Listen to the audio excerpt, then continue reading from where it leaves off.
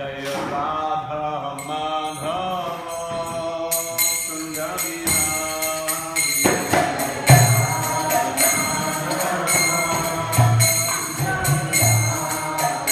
Jaya Radha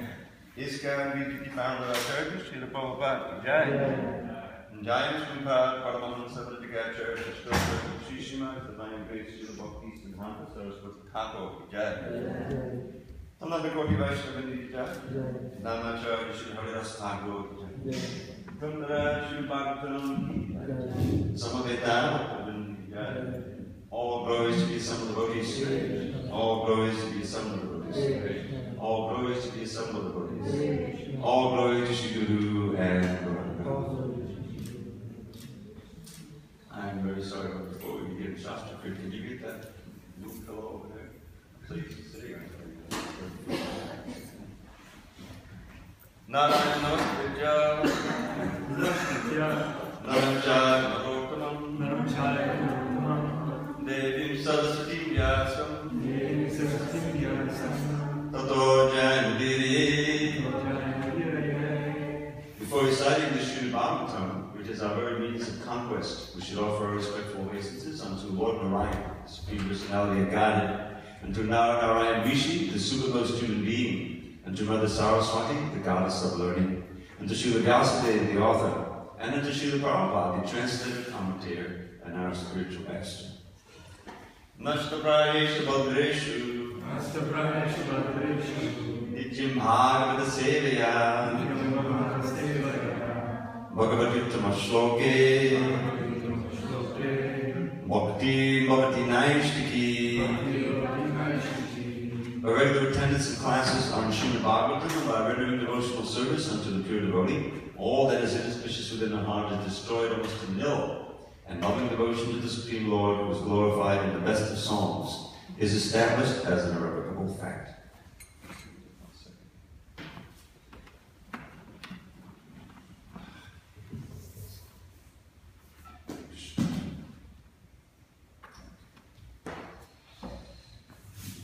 Om Namo Bhagavate Vasudevaya. Om Namo Bhagavate Vasudevaya. Om Namo Bhagavate Vasudevaya. Om Namo Bhagavate Vasudevaya. Om Namo Bhagavate Vasudevaya. Om Namo Bhagavate Vasudevaya. So I'm just going to read one verse. We'll all chant one verse. There's two here.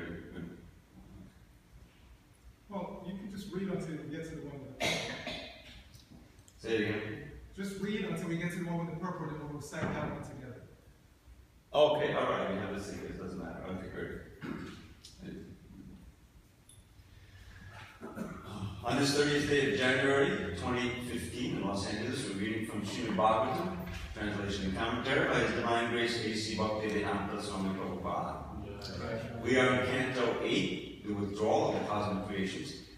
Chapter 21, Bali Maharaj arrested by the Lord, beginning text number 6.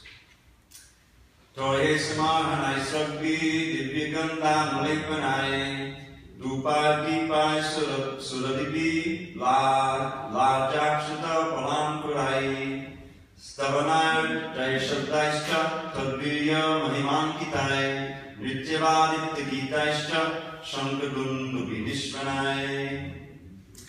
Translation: They worship the Lord by offering fragrant flowers, water, papya, arghya, sandalwood pulp, and a guru pulp, incense, lamps, fused rice, unbroken grains, fruits, roots, and sprouts. While so doing, they offered prayers indicating the glorious activities of the Lord, and shouted, Jai, Jai! They also danced, played instruments, sang, sounded conch shells, and beat kettle drums, in this way worshiping the Lord as the demigods. So you speak English to these? We're going to like 15 verses here. Who says? Yeah. Okay. Jambavan, king of the bears, also joined in the ceremony.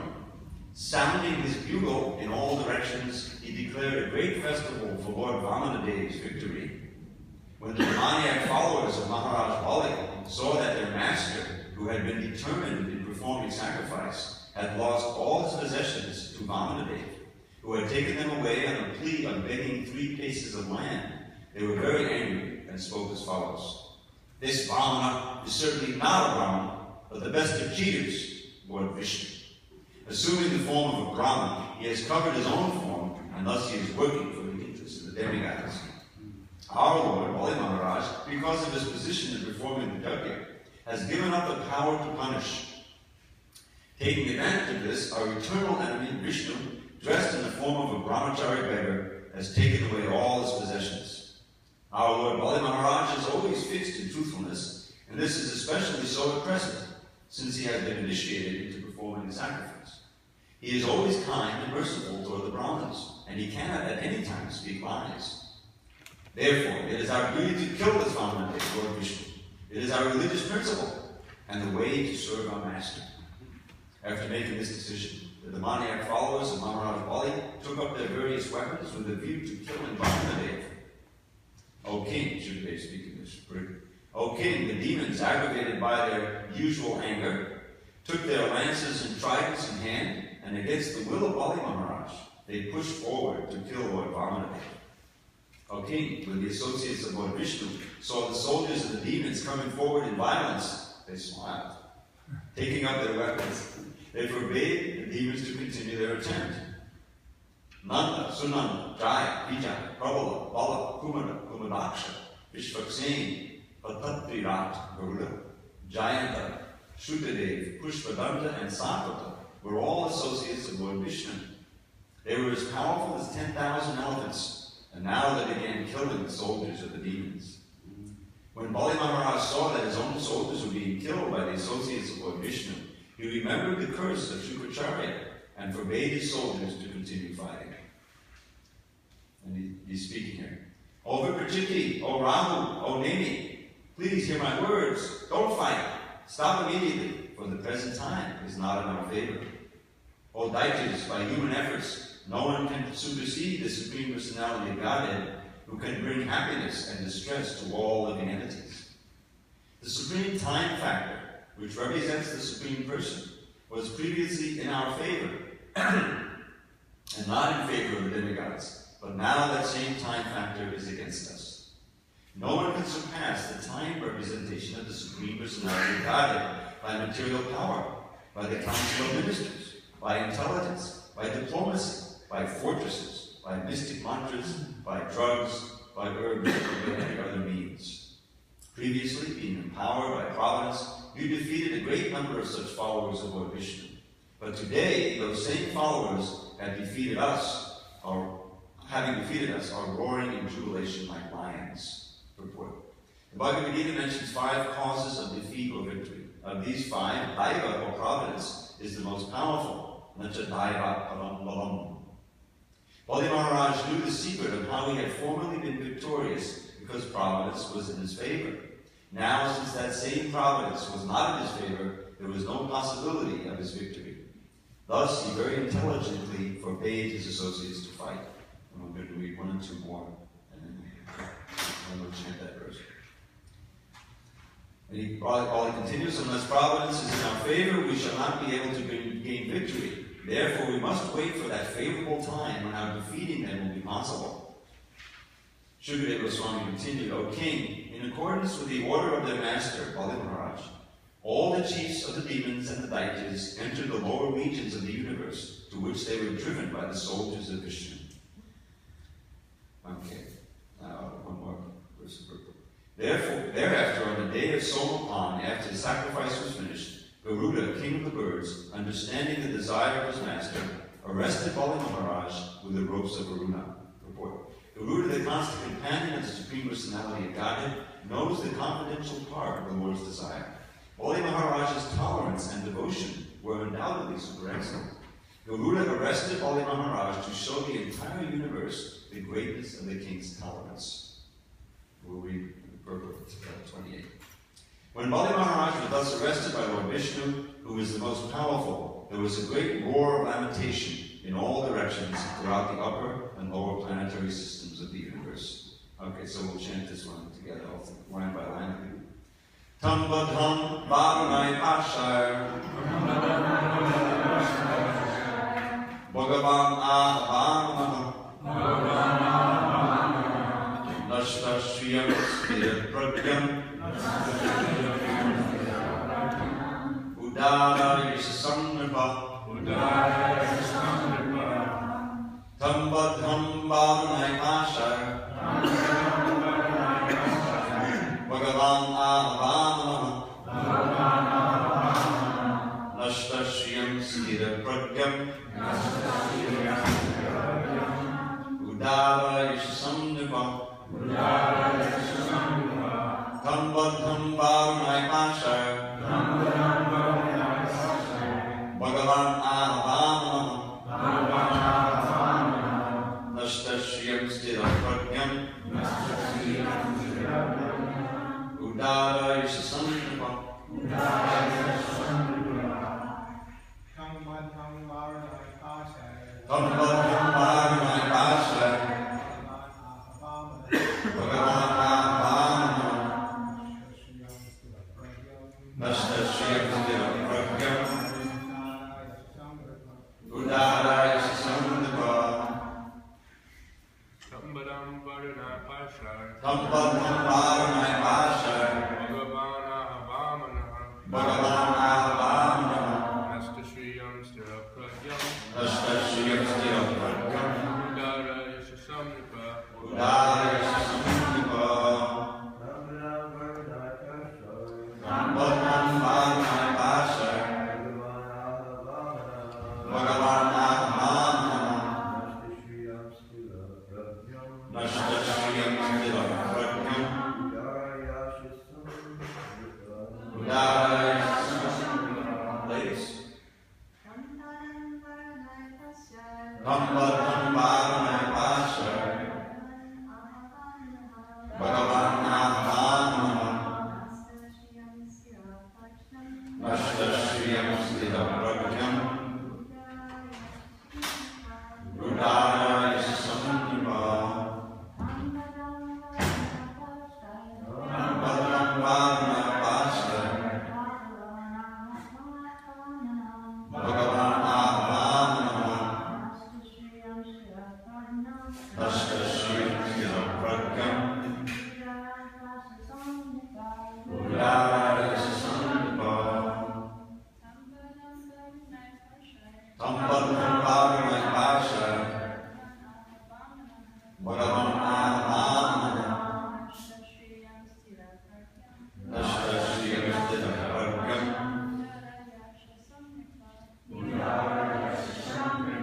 Tam unto him.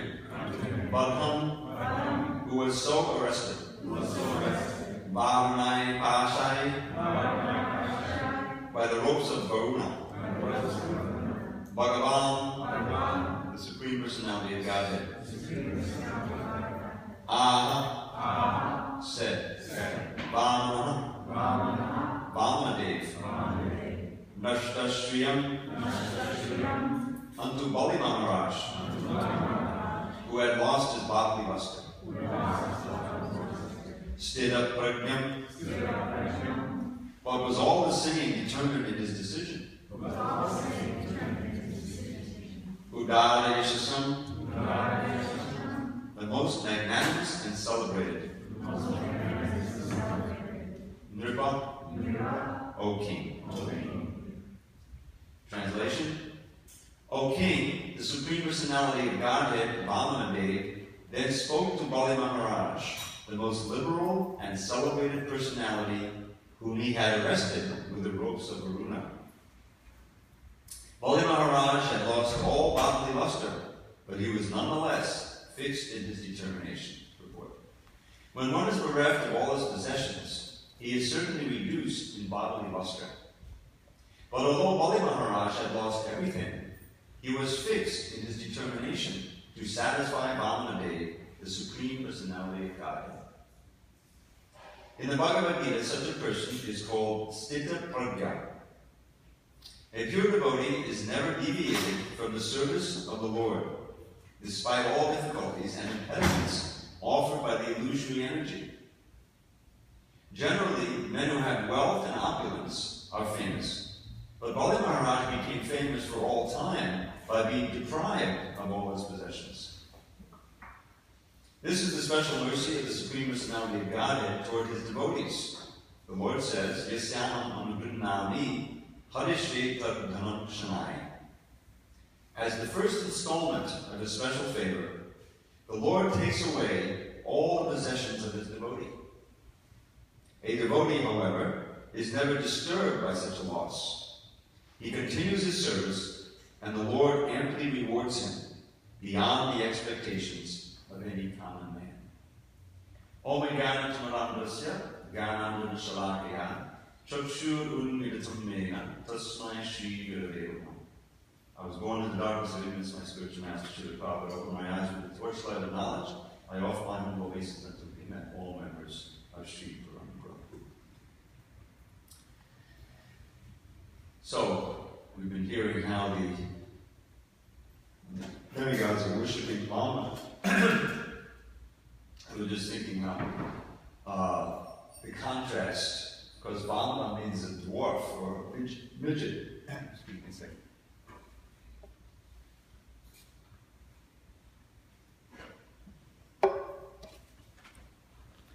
The word dwarf is one of those words that means something slightly different in American English than in English, because dwarf, if you look it up in the dictionary, it also carries the connotation of distorted and ugly, and that's the last thing that Vamanadev is. But in English, dwarf can simply mean a diminutive person, or like what we call a midget. Everything is perfectly in proportion, but it is small, and that's what Vamanadev was. So it's interesting that he appears on the scene, from the previous chapters of the sacrifice, and of course he's got this tremendous effulgence, and Shukracharya can immediately see this is actually Vishnu. But he is in this, very humble position. He's a little brahmachari making some gift, some alms, and so then there's a whole very dramatic scene where Bali Maharaj, being very pious, even though he was, externally a demon, like we say, asura, but he's the grandson of Lord Maharaj. So he eventually becomes one of the great Maharajas. But at this point, he had conquered the demigods, and he's leading the demonic army, as we just saw. But still, he's always very careful to respect the Brahmins. And so when he was begged for this minor little alms of 3 steps of land, first he protests, I can give you a whole planet. I can give you whatever you want. Why just 3 steps of land? And Brahmana Dev, he says, well, Brahman, if I'm not satisfied with 3 steps of land, then what good am I as a Brahman? Brahmins are meant to be satisfied with as little as possible. So, of course, then there's this Shukracharya, his guru, was protesting because he saw this as Vishnu, and if you give him something, he would take everything. He told Bali that. Well, he may have already promised, but if you didn't chant home, the technicality, don't worry about it, maybe you should go back. So then it's fatal moment of truth came, right? Is he going to follow his guru, or is he going to follow what he knows to be right, which is to actually give the gift? So he rejects Shukracharya. This is a big deal. He's rejecting his guru, knowing that, he cursed him, because you're going to be reft of all your possessions. He says, I don't care. And he gives us 3 steps. So then the diminutive little dwarf, a midget, then expands as big as it could possibly be, right? It's in the universal form. And we had the magnificent description of the universal form and how he covered all the world in 1 step, the rest of the universe in the other step, and the 3rd step, well, he promised me 3 steps. Well, I put the 3rd step. Put it on my hand. And in this way, Bali, then the flowers come raining down, and he's exalted. He had everything. He conquered the universe, and he gave everything, including himself, to the Lord from Vamana. So you may not know this, the word Bali means a gift. Bali means a gift. So, of course, we come to one of the Mahajans, exemplifying Atma-nivedana, which is giving everything. And then we have all of this things that are happening afterward. And he shrinks down to normal size, and he's after being worshipped here. And now we have this very significant purport, Prabhupada writes, on the whole experience, on the whole pastime. And that is, one of the lessons. Many of these pastimes, they have many different lessons to teach us. And one of them is that Bali Maharaj, in spite of the fact that he had become from the wealthiest in the universe down to having nothing at all, and being arrested, being humiliated. He's the emperor of the universe, not something he's got the ropes of Varuna, he's got nothing. And his army has just been defeated, many of them killed, they've been dragged down to the lower planets. So, and it says he lost his, luster, but he was determined to continue his service. He didn't flinch, even when everything had been taken away. And Prabhupada cites this verse. Now, many of you may know, Prabhupada would sometimes give this verse from the 80th chapter, the 10th canto, in his own, applying it to his own life. Of course, we know Prabhupada is a Nitya Siddha. He was never forgot Krishna at any time. But he would give this example. To those who I show my special mercy, I gradually take away their entire wealth. Sometimes not so gradually, sometimes very sudden. But here he says Shanai. And then the rest of the verse goes, I don't know this, I forget the Sanskrit, I never knew it.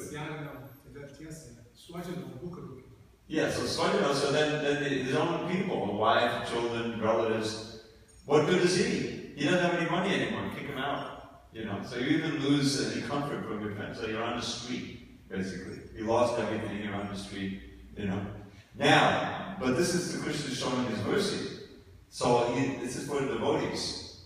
And the devotee then has no other shelter but Krishna. The whole idea is he must take shelter of Krishna. You may have so many other things that that are preventing you from taking full shelter. So when Krishna sees that, he makes you completely bereft. So you have no other recourse but just praying. Draupadi is a perfect example, right? So you had no other recourse. You couldn't protect yourself from Dushasana. So finally, threw both hands up, whatever you want, completely surrender. And this is, beneficial for the devotee. That's so you're getting his mercy.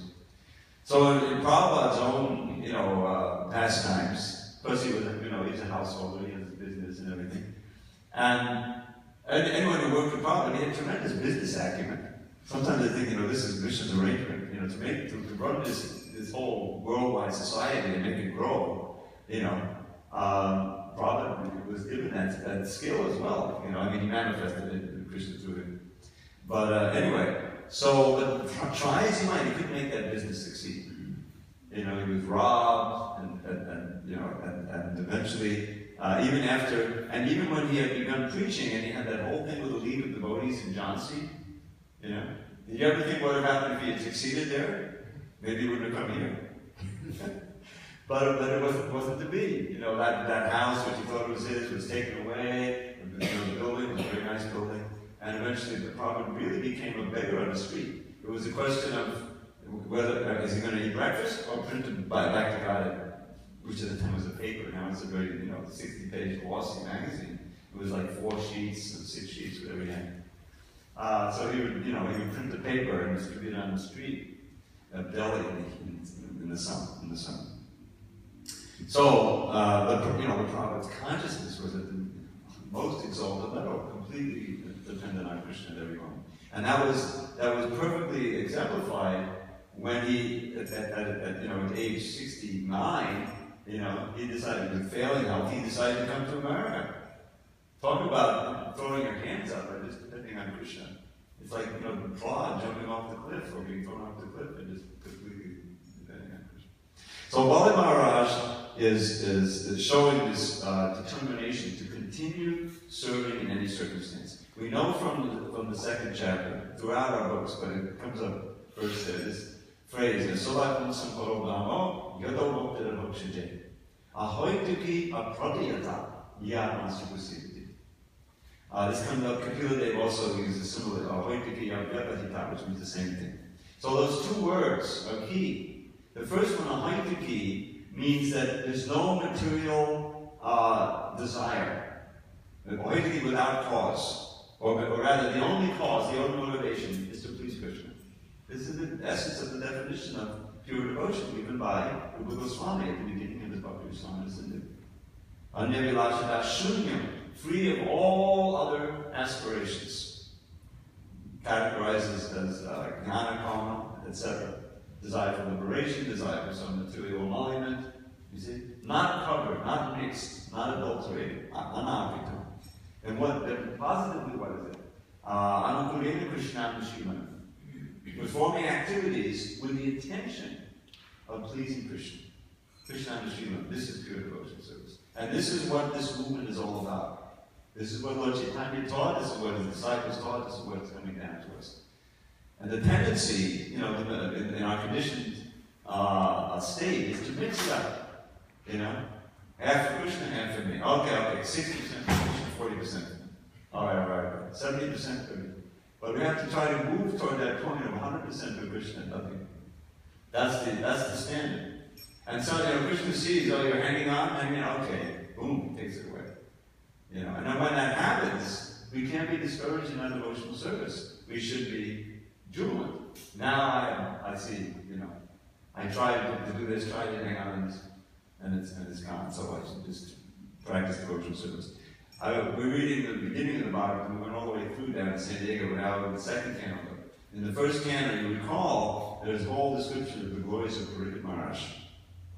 And when he gets cursed, this is also a moment of truth, right? He's the emperor of the whole universe, of the whole world, actually, of the world. And even it comes up in the Bhagavatam. Why did he accept this curse? He could have counteracted it, He's doing so much important service. He's pushing back on Kali, and Kali is infiltrating, and, he didn't have that whole thing, keeping Kali at bay, and, maintaining everyone and doing everything. So what's the point? But he accepted it, he welcomed it. He said, now my chance. He gave everything up, gave up the royal dresses, sat down on the bank of the Ganges, waited for whatever would happen. It's completely surrendered. And what happened was the Bhagavatam was spoken, and we're benefited. Millennials after millennials can benefit from the Bhagavatam. So Bali, what's his service going to be? Well, he doesn't know. He's going to go down to Rasatala. I think it's Rasatala, But Vamana, who took everything away, then becomes his doorman. Becomes his constant associate there, which is very rare. So this is the first installment. So how do we get to this point? This is what we're trying to be trained for, is to learn how to serve Krishna in any circumstance. You know, when we have an opportunity, we have health, we have time, you know, we make time, and full bore to serve Krishna, the Sankirtan movement. Utilize our energy, just as Srila Prabhupada showed. You know, at the end of his you know, manifest existence, he took every opportunity. The time, you know, when you get older, this is one of the blessings of getting older. You know, you realize that there's no more illusion that you have unlimited time. You know, you're 20, 30, oh, I got so much time. You know, plan this, plan that. When you get to be 60, pushing 70, every second, you know, could be your last. Really? We always say that, but, you know, really good. And so it should give us urgency for increasing our focus and our determination. These things that were spoken in Prabhupada talks about the determination. That despite all reverses, despite disease, despite poverty, despite whatever happens to us, be determined to somehow or other continue the service. Because after all, at a certain point in our life, the only service we have is trying to chant Hare Krishna and remembering Krishna. Now, hopefully at that point, you know, we have our internal service developed. That goes on eternally. Read the Chaitanya Charitamrita. That we're meant to discover progressively our eternal relationship with Krishna. And to be always hankering to be reinstated that, remembering, you know. So that's what is going on internally. And that's not dependent on the external circumstances. Our service in this world, which should focus on, you know, trying to help others be Krishna conscious and serve the deities and all the things that we do, that's contingent. It's contingent on his body, the health of his body, which is temporary. But the inner service, you know, is only dependent on our consciousness. That we have forever. So at a certain point, that's your main service. There's no external service going on. Here, you know, the devotees chant Hare Krishna, as Elijah said. That's still service, you know, but it's a different kind of service. So the illusion that we have unlimited time should be destroyed. We don't have unlimited time. We've seen, you know, devotees pass away at a very young age, tragically. You know, and at all different ages. There's no assurance of any amount of time. But we do have Krishna's assurance that if we strive to serve Him, to be Krishna conscious, then He will help us. This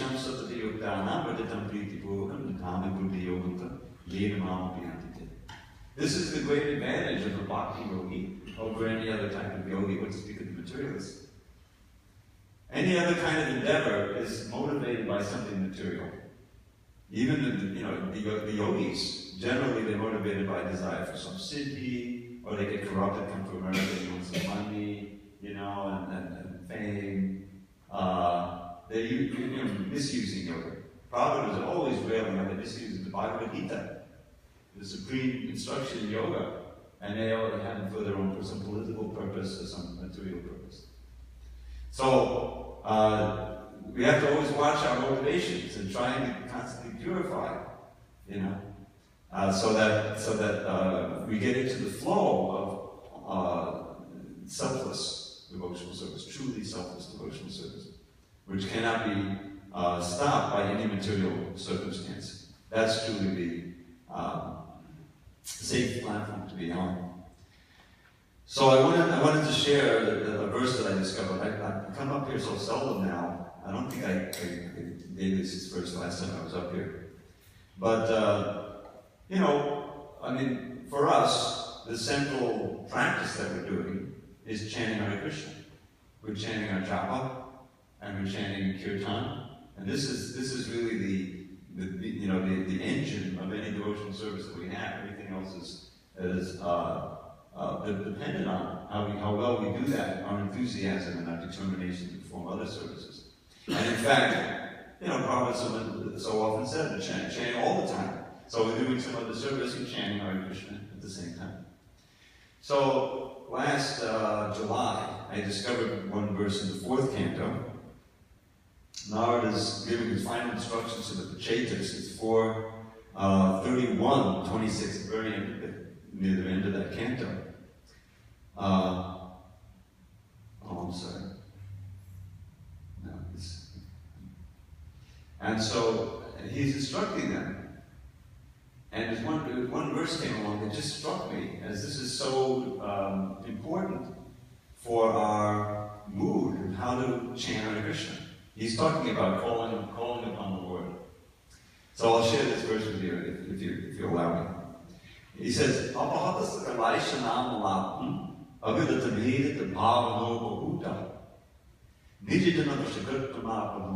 this is 431:20. 431:20.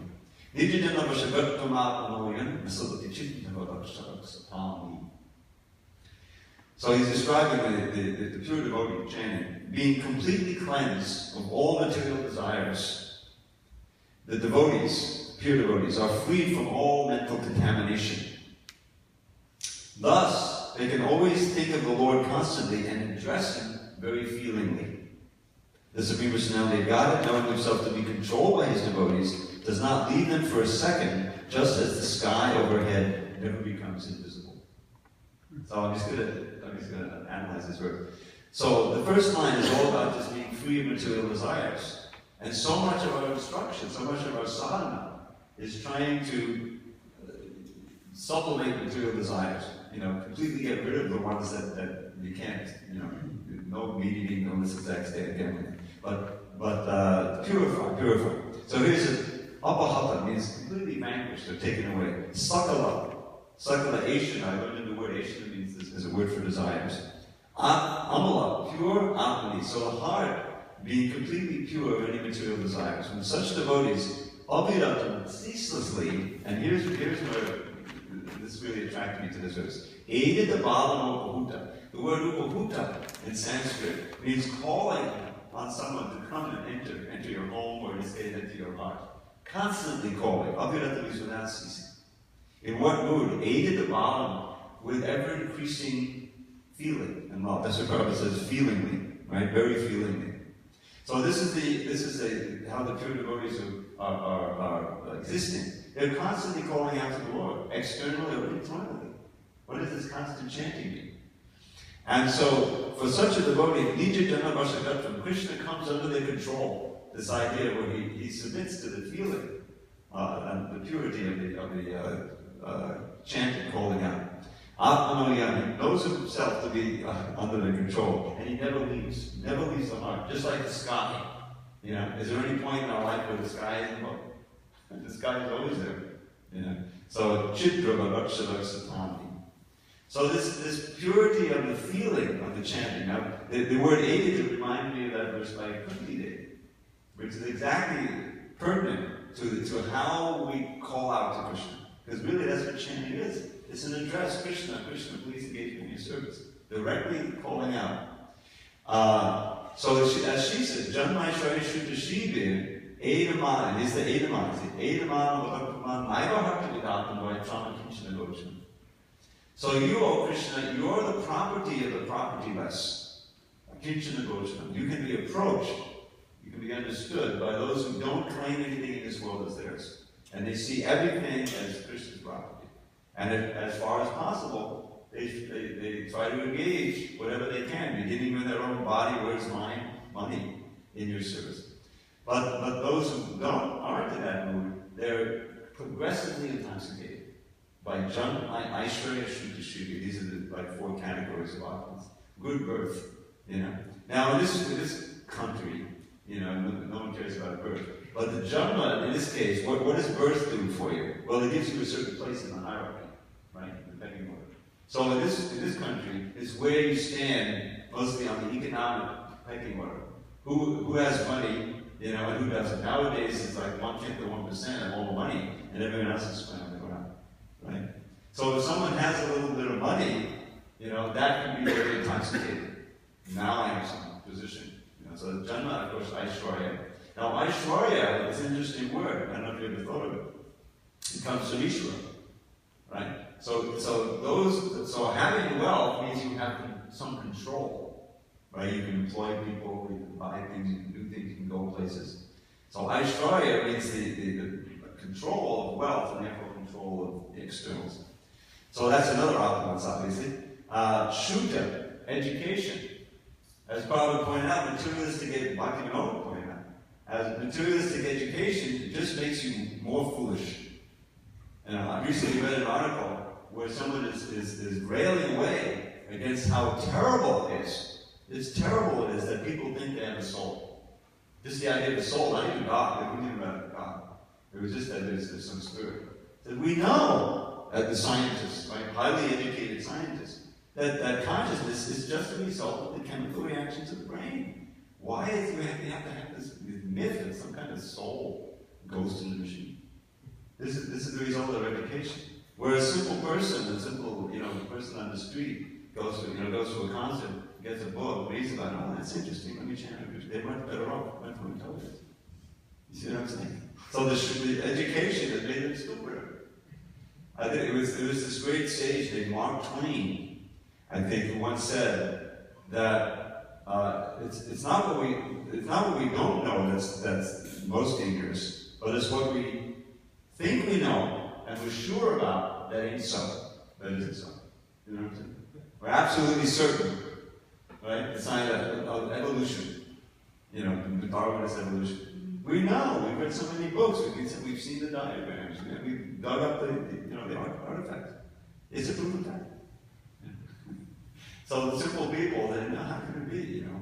And they're much more intelligent. So that's another intoxication. It's true, and of course, physical beauty. Right? That's a big one. This country, this nation, this whole Western culture, which is seeping out and infesting the whole world, is so fixed on the bodily concept of life. It's so tragic. You know, in San Diego, I think the fever is even higher. You know, they have this magazine. Remember the Reader? And practically all the ads. You know, tuck it in here, pull it out there. The body image, the whole thing. You know, and then the other ads are you feeling psychologically depressed? You know, we have this help for you. You know, this drug, come here, do this counseling. Like there's no connection between the obsession with the body, and no one can meet the standard. You know, the young kids grow up and it's impossible to be. So that if you do happen to have some beauty, that's a big intoxication. You know, they say that if you look nice, you get more money. They'll hire you. Or, easier. So anyway, Kunti is saying those who are intoxicated this way cannot call upon the Lord with deep feeling. Prabhupada talks about it in that purport. Yes, it's good. Everyone should chant the holy name, but there's qualities to such chanting. Those who are chanting, as we just read here, who are free of material desires and are simply calling on the Lord from the bottom of their heart, please engage me in your service. You know, please give me devotional service. Please give me the association of devotees. They're the ones that Krishna responds to. And others, you go on chanting, what do we say every day? Right? We chant for thousands of years. But if you are full of the 10 offenses, and you live with the 10 offenses, they're a result of these, bewilderment, intoxication, due to these different things. You know? So, the Bhagavatam is filled with these jewels, these different instructions. And it's so beautifully put with the Sanskrit, it's so concise. So I discovered this one recently that I hadn't noticed before. But this is really an instruction. When you chant kirtan, when we chant our japa, this is the movement we should strive for. Constantly calling out with ever-increasing feeling, and feeling completely dependent on the Lord. This is Bali's example. You know, he was bound up, but he had done the right thing. You know, he had given everything to Vishnu. He had given everything to Vamana. And in spite of the fact that he was bereft of all of his material opposites, he was now full of spiritual opposites. And he's a perfect example of Atmanivena. We should follow that. And one other thing, this is kind of unusual, hopefully I'm not out of bounds. But I'd like to give you a little verse that we can all learn. It's in English, don't worry. It comes from an ashtaka that I rediscovered. I memorized this ashtaka 40 years ago when I was living over here in Kushakrata, who was coming out with his books. This first thing he translated was the Stavamala of Rupa Goswami. And as he came out with them, I would always encourage him, give me more, give me more. So this is one of the ones that he gave me. And it's an ashtika about Radha and Krishna, but if you will, very innocent. It's like standing in front of the deities. You know, the first line is Never That's good. Radha and Krishna, so Krishna has this beautiful complexion like a cloud, and Radharani is like lightning. So that's their sun now, and very beautiful, joyful faces, and it goes on like that. And the last line of each verse goes like this, and this is what I like to teach you in English. It goes, Bhadravadatamano Radhika Krishna Chandra. Now you may recognize that word Ray, as in Bhajahu Ray Mana. Bhajahu Ray Mana. Ray is a Sanskrit word. I guess it's also a Bengali word. That is used when you're denigrating someone, when you're complaining, with your anger with someone. So this case is both of them. They're addressing the mind, or wretched mind. Is it? So it says, "Oh wretched mind, worship, just worship Radha Krishna Chandra." So I put that into a little poem and added something. So you can take it or leave it. It's easy to learn. But here's how it goes. O wretched mind, just worship Shri Radha Krishna Chandra and dive into an ocean full of endless bliss and wonder. Is it pertinent to us? I think so. Oh, there you go. So I'll say the first line so you can repeat. O wretched mind, just worship Shri Radha Krishna Chandra. Very good, one more time. O wretched mind, just worship Shri Radha Krishna Chandra. And dive into an ocean full of endless bliss and wonder. And dive into an ocean full of endless bliss and wonder. Okay, both words. O wretched mind, just worship Shri Radha Krishna Chandra and dive into an ocean full of endless bliss and wonder. Wretched mind, Shri Radha Krishna Chandra.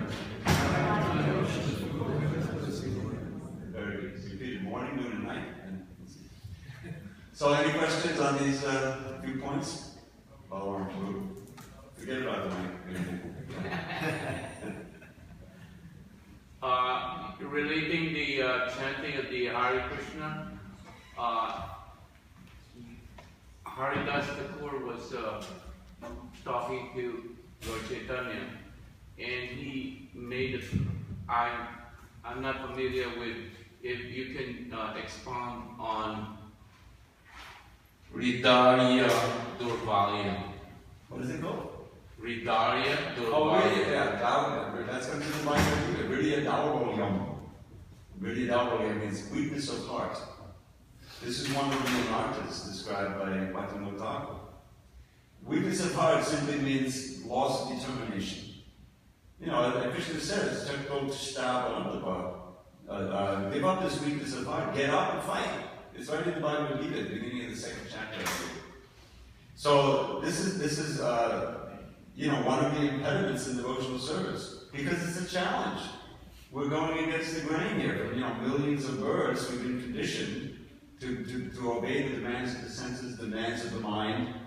And now we learn that's we shouldn't do that, right? And we've got some connection with the spiritual master, the Shastra, so our intelligence, which is the only thing that distinguishes us from the animals, is becoming a little purified, and we're trying to do something else, right? But it's a struggle. It's a struggle to get up early, it's a struggle to chant the holy name regularly, do all these things. All of us have experience. Because we're conditioned. We're habituated to something else. So the struggle maybe becomes so difficult for us that we throw in the towel, or we ratchet back. Well, there's no way in this lifetime I'm going back to God, so I'm going to do this. So this is really a double. This is weakness of heart. It's practically self-explanatory.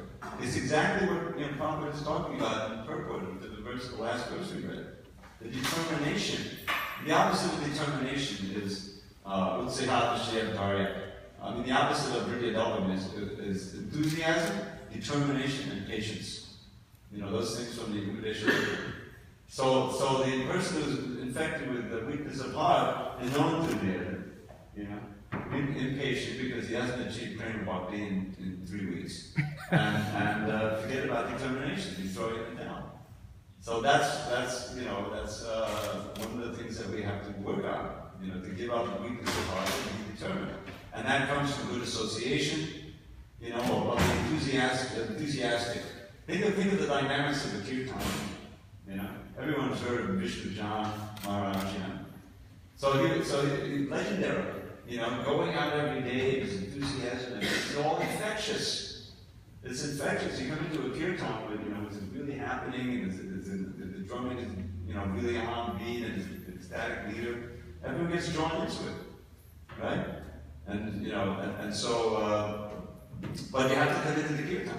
You have to have that much determination, and then you can get more.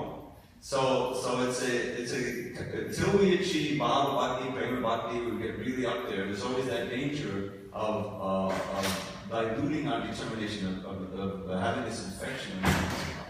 That's the thing. Anyone else? There's over here. He's going to need the mic. He may need a translator too. Hare Krishna. Thank you for very nice class. Sometimes we have material desires and we want to keep them, but at the same time we have faith. Prabhupada said, and in different occasions, and if you do, for example, book distribution the rest of your life, then you go from back to Godhead. Or maybe if you're coming Mongol-Aratic in every day, then you will focus on Samskrata and Loka, then go back to Loka. So sometimes we can think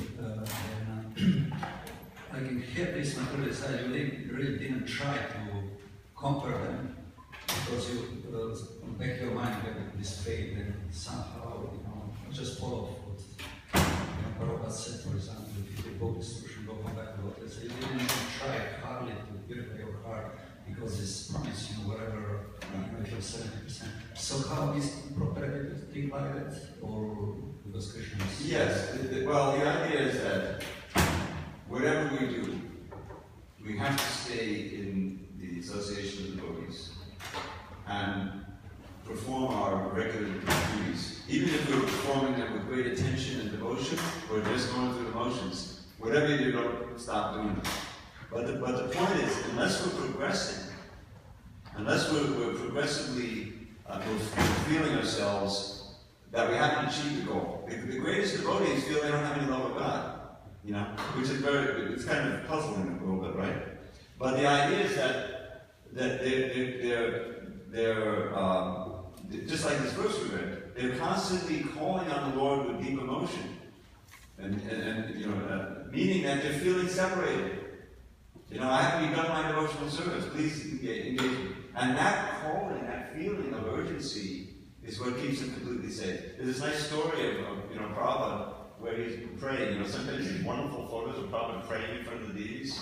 You see with the deities, and this incredible exchange going on there. So one devotee asked Prabhupada, I don't know if it was wild, I probably know why he was praying, but he asked him, what are you praying for? What do you seem to be praying so ardently? And Prabhupada said, I'm praying that I don't fall into Maya. You can't fall into Maya, Prabhupada. You're a pure devotee. He said, that's why you can't fall into Maya, because I'm always praying that I don't fall. That feeling. And you read Lord Chaitanya, read the second chapter of the Madhya Lila. Incredible, verses. I don't have a drop of devotion to Krishna. I'm just maintaining my fly-like life, And Ramananda and Srudamana, I'm just faking it. I'm just making the show. He says, Lord Chaitanya speaking, what's going on here? And so he's showing the standard of the greatest devotees is that they're always feeling lowest, and that they need the most grace from Krishna, and so they're always calling out. Now, if we get to the point where we're feeling complacent in devotional service, that's dangerous. So we can't, get too much into this. There's two things going on. One is the encouragement. There's no loss of diminution. It's very encouraging. And you're protected from the greatest fearful danger of losing human life. Fine.